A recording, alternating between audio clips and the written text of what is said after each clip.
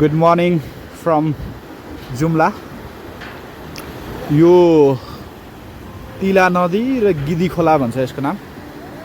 गिदी खोला र त्यहाँ तिला नदीको यो सङ्गम स्थल हो।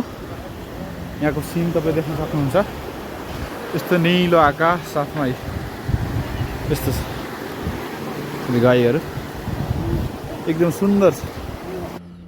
यो स्याउको बगैँचा हो, टक्क राम्रो छ। यो जुम्लाको एकदमै यो डेआर सल्ला भन्दो रहेछ यसको नाम। कति ठुलो छ क्या, रोचक खालको हैन। बाबु यो गाउँको नाम के हो?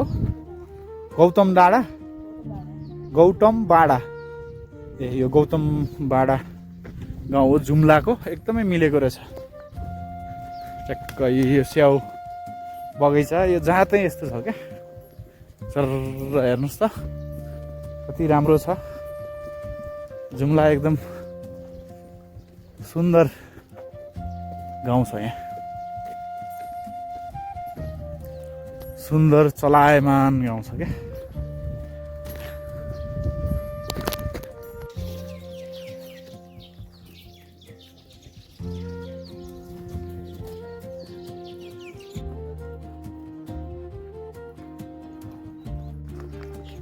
यसमा त मौरी पनि आउँदो रहेछ।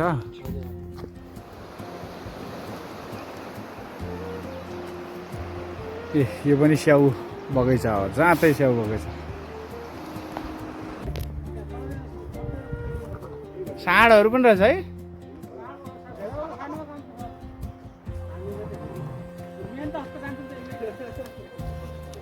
आहा यो लेखबाट ल्याउनु भयो कि के हो?